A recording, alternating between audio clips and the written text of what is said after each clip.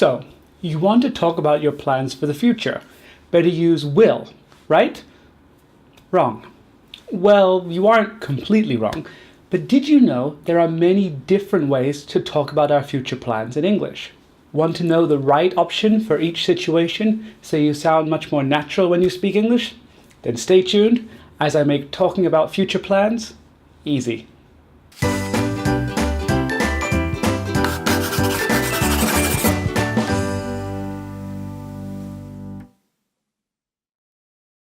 Hi everyone, how are you? I'm Edward from English Made Easy, and let's start by taking a look at why will, or future simple, is not always the best way to talk about the future. When learning English, many students learn about future simple quite early on and wrongly assume that it's the best way to talk about everything that happens in the future. Unfortunately, English isn't quite as straightforward as that. And while there definitely is a time and a place to use future simple tense, more often than not, it isn't the best option. So what is the best option? Well, again, it depends on the situation. In this lesson, we'll take a look at 4 different options and discuss which option should be used in which situation.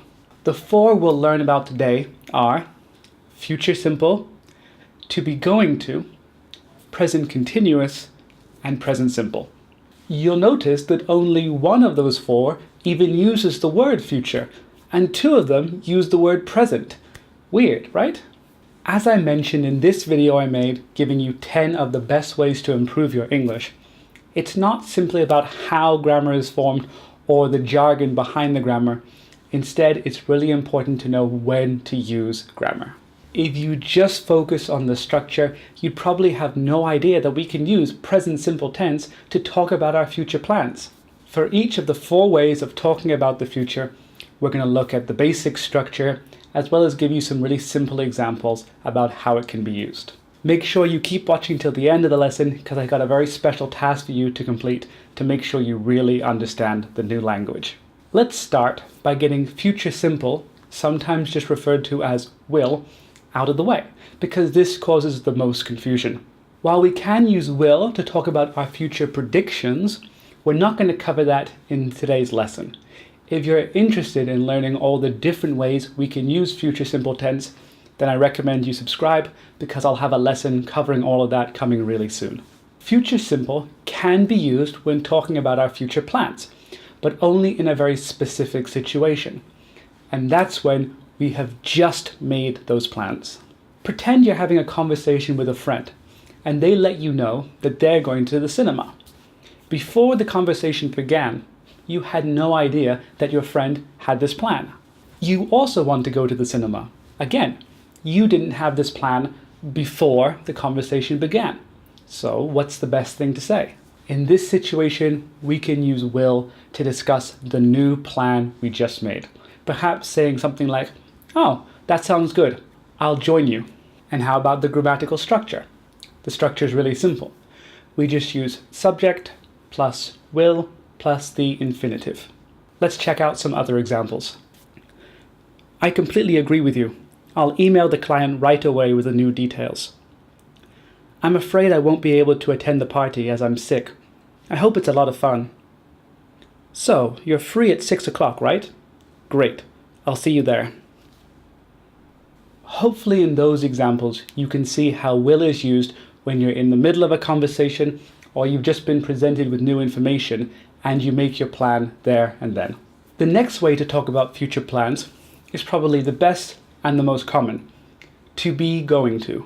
There is some structure to go over, but let's focus on when to use it first. When you already have plans made and you want to share these plans with somebody, then to be going to is probably your best option. Because we tend to wait for plans to be confirmed before sharing them with others, you'll hear to be going to really often, especially in movies and on TV shows. However, it might not always sound like going to, especially if the speaker is American. A very common pronunciation of going to is gonna, although it depends on the individual. Imagine you have booked a holiday and you want to tell your friends all about it. To be going to is your best option in this situation. For example, I'm going to visit Japan next summer. What's the structure here? the structure is the subject plus is, am, or are, plus going to, plus infinitive.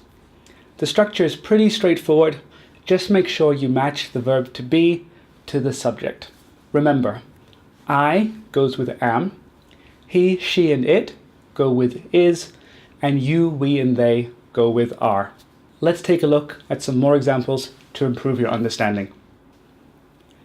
I'm going to take a week off next month to move into my new house. We're going to go to London in April to visit some family and friends. He's going to give his presentation to the board at 11:30 if you'd like to attend.